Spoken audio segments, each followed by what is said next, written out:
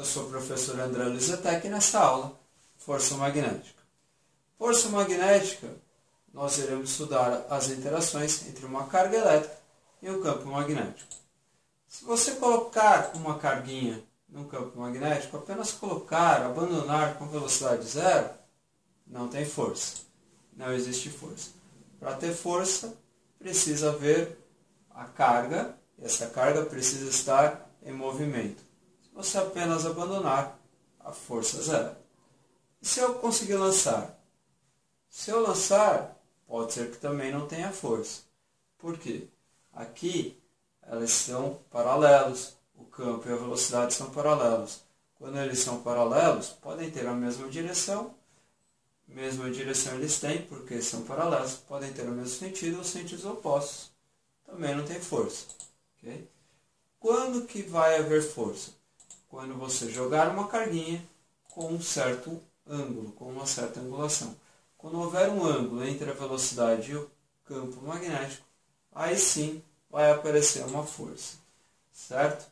Força aparece quando você tem uma carga em movimento, só que tem um certo ângulo aí diferente de zero, diferente de 180.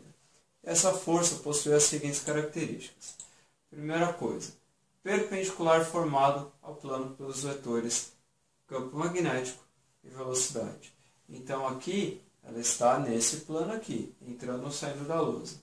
Para estudar se está entrando ou saindo da lousa, quer dizer da TV, a gente vai estudar a regra da mão esquerda.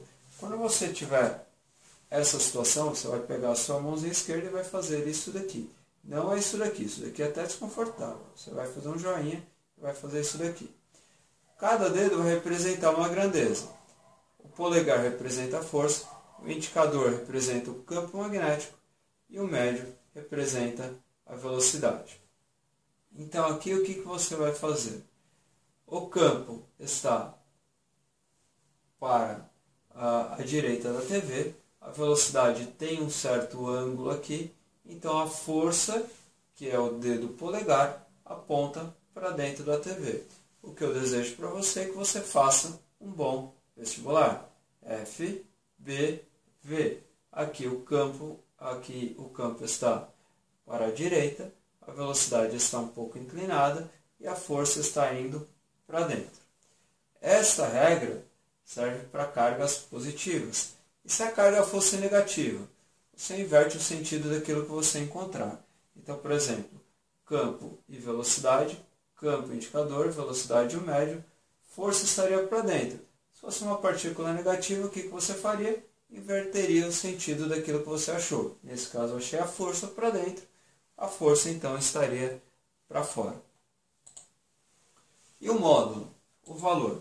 O valor depende de 4 coisinhas. Do que esse valor vai depender? Esse valor vai depender da carga, da velocidade, do campo e do seno do ângulo de inclinação aqui, do seno do ângulo formado entre o vetor velocidade e o vetor campo magnético. A grande maioria dos problemas que você vai enfrentar no vestibular, este ângulo é de 90 graus. Este ângulo sendo 90 graus, o seno vale 1. Então, todas as outras demonstrações que eu vou fazer, eu vou ignorar o seno, pensando sempre em direções perpendiculares. Então, aqui eu tenho uma partícula positiva. Eu vou jogar essa partícula positiva.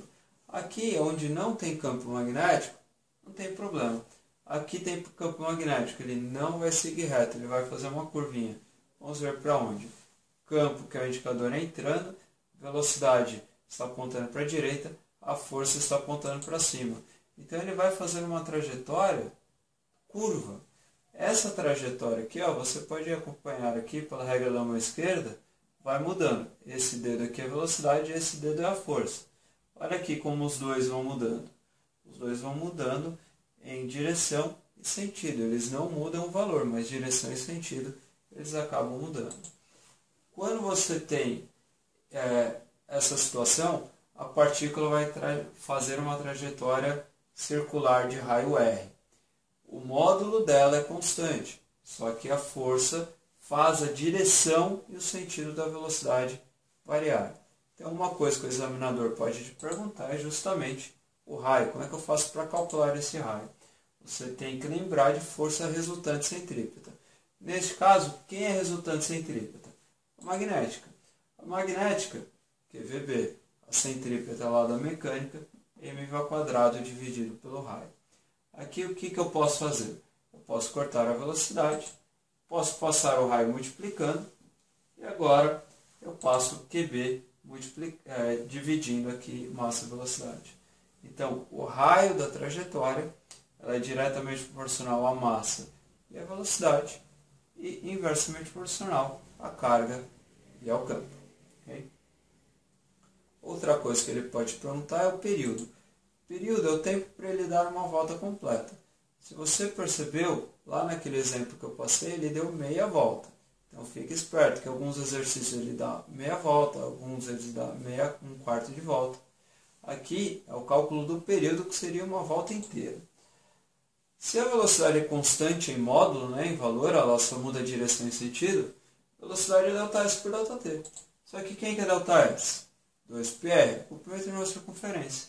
E o tempo é o período.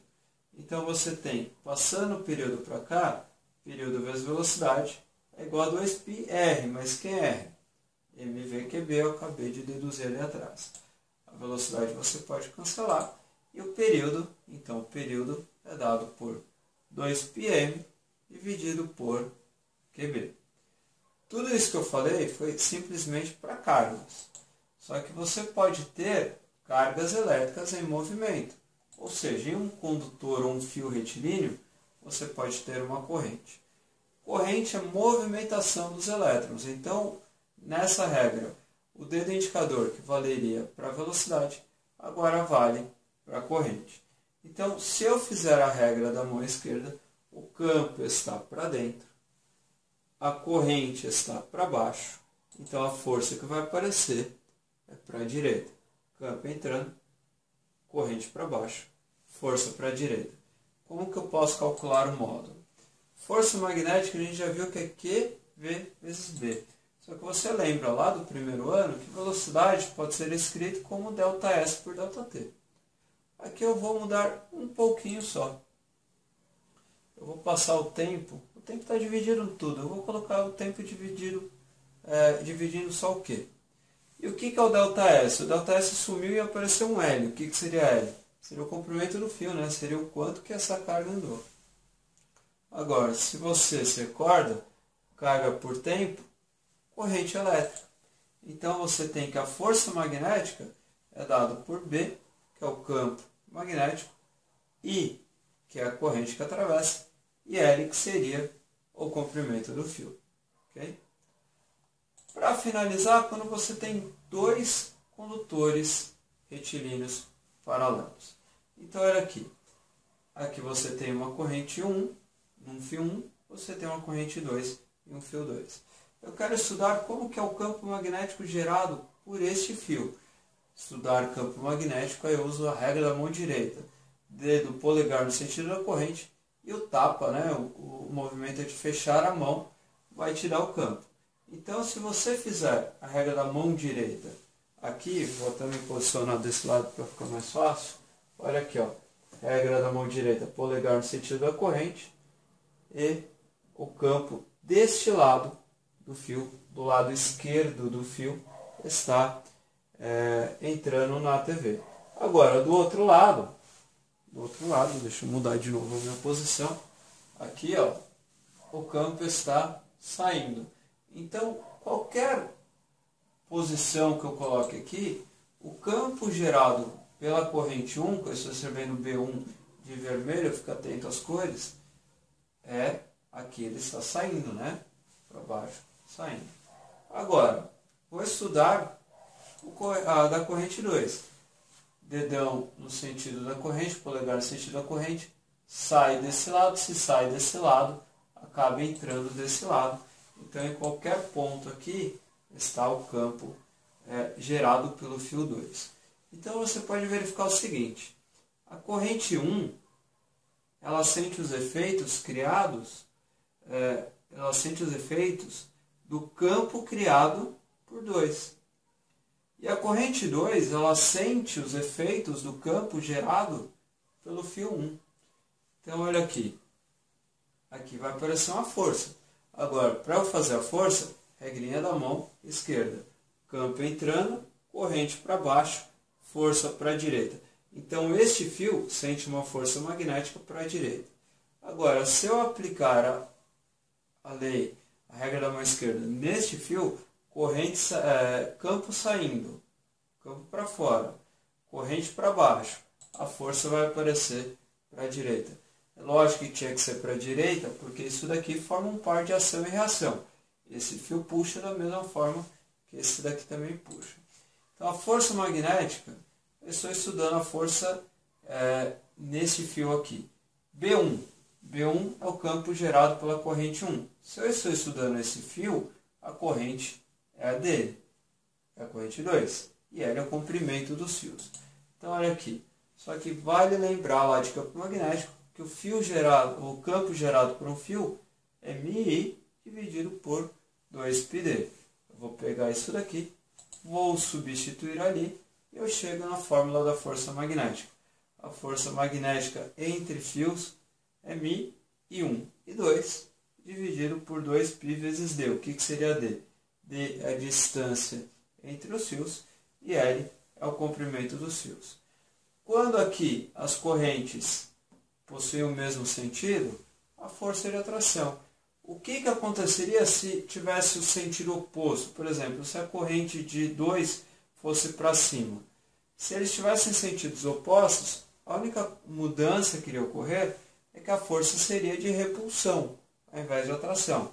Mas a equação da fórmula, a fórmula para se calcular o módulo da força, seria exatamente o mesmo. Bom, e força magnética basicamente é isso. Até a próxima.